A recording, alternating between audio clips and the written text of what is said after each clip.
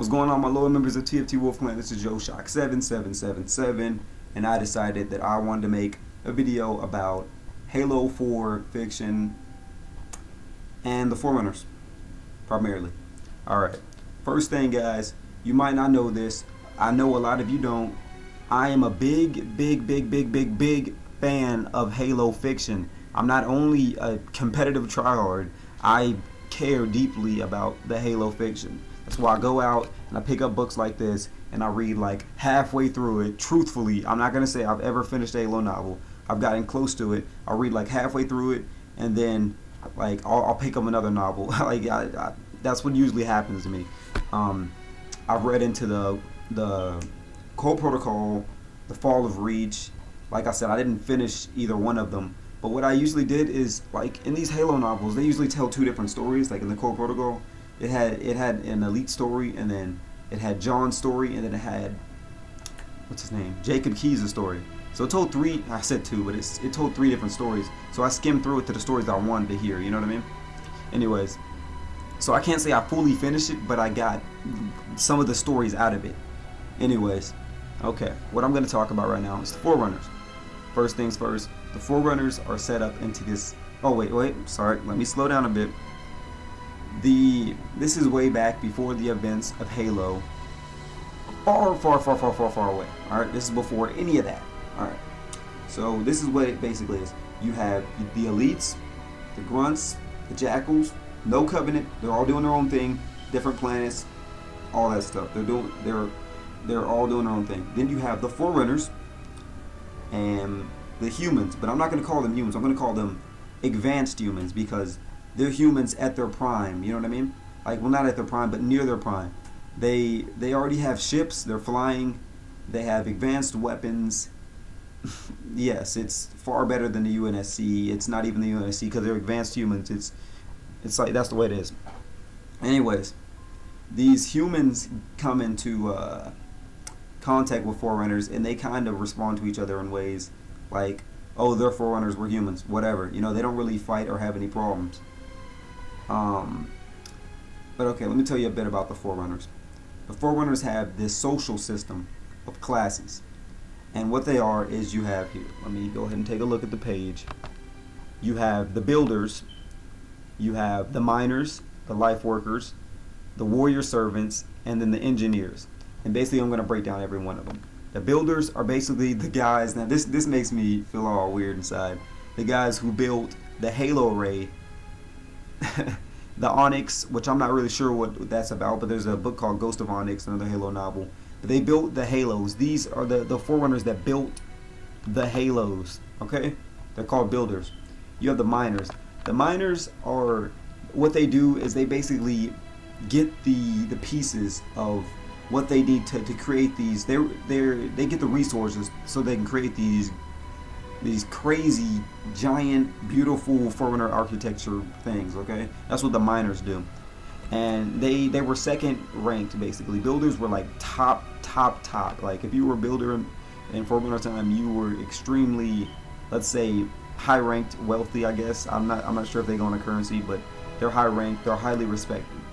Then you have the life workers, which are third ranked. Life workers are like the librarian is the best way to say it. What they were the ones that studied biology, the human body, you know, things, medicines, things that help. You know what I mean? That's what they did, and the highest rank was called the Life Shaper. Yeah, Life Shaper. And that's what the librarian is, and we all know who she is from Halo 4. The next rank is a fourth, which is known as the warrior servants. Warrior servants are like the Didac. The Didac, he's a fighter, you know. You have these warrior servants, and also Prometheans are the highest rank of the warrior servants themselves. Okay, and since we already know it, I'm still gonna say it anyways. Prometheans are encrypted humans and Forerunners. That's what they are. That's exactly what they are. The next rank is engineer. Engineers are basically, the best way I think of it, as the Oracle from Halo 3. Guilty Spark. Those are like engineers, and as far as I can see, because they protect and they monitor these Forerunner architectures and things like that. That's what they do, you know. And they're the lowest rank. They're still respected, but they're not the highest rank. the humans encounter the flood, and they're trying to get away from the flood. So what they do is they're going and they're kind of running with their ship, kind of getting away from the flood. The flood's trying to get them, and they get led to a Forerunner planet. The flood get contact with this planet. They didn't really spread that much, but they're in contact with this planet. So the humans say, well, we don't have time to alarm the Forerunners, and even if we do, they might not be able to stop it. So we're gonna glass the entire planet and call that a day, you know. So that happens. They glass the planet, and as the Forerunners see themselves as gods of the universe, they protect the universe. They're basically the gods of the universe.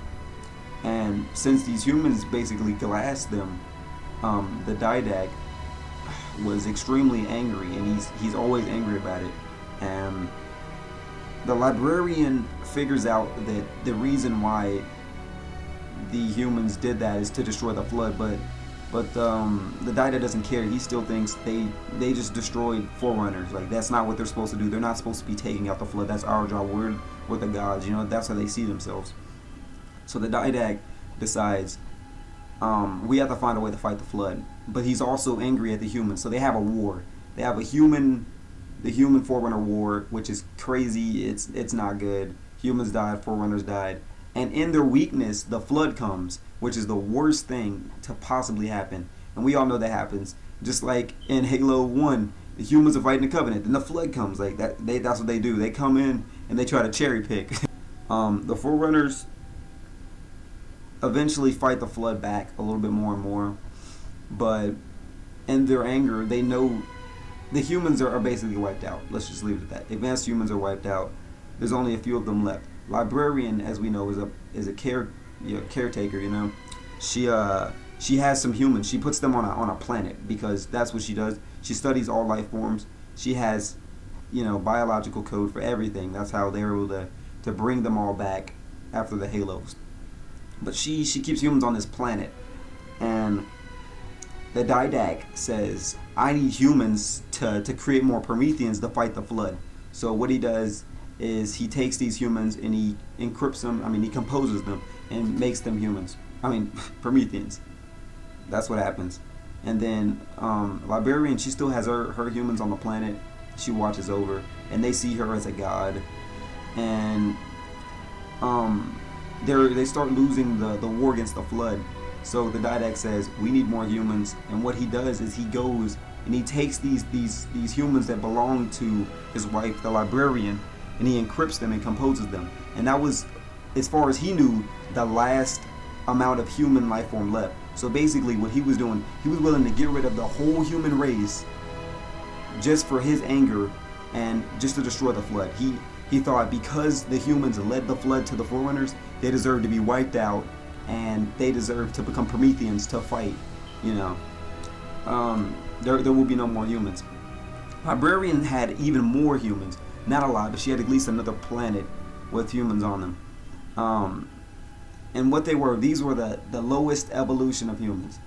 She had the codes. She had to recreate the humans. This is the lowest evolution. This is back, I'm talking caveman time, and you know they're on this planet. It has Forerunner architecture. You know they're still kind of exploring, but they're stupid at this point. You know they're back in the caveman days, and basically what happens in these terminals is the Forerunner and the Didac and the Librarian are talking, and then she's just like, why do this to them? They're at such a low form when before they were flying ships and they could have become as great as we were. They could have controlled the mantle, the responsibility of being the gods of the universe, basically. And now they're at this low rate of being cavemen, basically. And that's what happens. I keep going forward. The Didac really doesn't care. He doesn't like the humans because of the whole flood thing, and yeah, he's a very angry person. He decides that he wanted to take these humans still at their lowest caveman state. He decided that he still doesn't want them to be around. So he says he's gonna take these humans and encrypt them too. So that'll be it, all of them. The librarian won't be able to do anything. That's all of them. So what she does, she betrays them essentially. You know, betrayal. She shoots him with a binary rifle twice. Not once, but twice. One shot will kill us. You know, Spartans at least. Alright, anyways, she shoots him twice. He goes down, and he doesn't die. He just falls. And what she does is she puts him in this chamber. And he basically, she calls it meditation chamber in a way.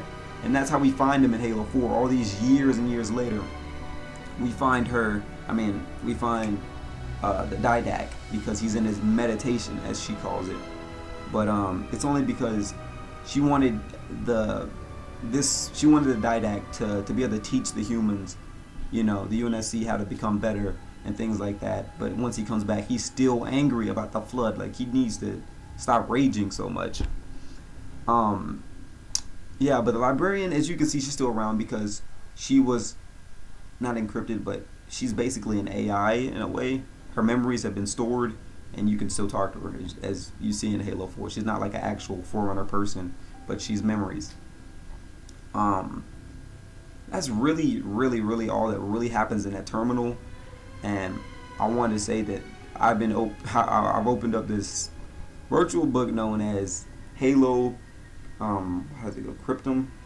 And basically what it is so far is it's this young Forerunner back in the past. He meets these humans that are at their lowest state, and they lead him to Forerunner architecture. And it's pretty crazy. Right now he's talking to the Didac as far as I'm at, and that's where I'm at on that novel. But anyways, guys, I just wanted to talk about the Forerunners and kind of what they're about, because I know from my perspective I really didn't really see the point of them. But not Forerunners, but the Prometheans in a way. But the Prometheans are really the guardians of the Forerunners. That's all I really wanted to say. Tell you guys a little bit about the fiction. If you haven't seen it, go check out the Halo 4 terminals. Don't get them on the campaign, just watch it on YouTube. Anyways, see you guys later. I'm out.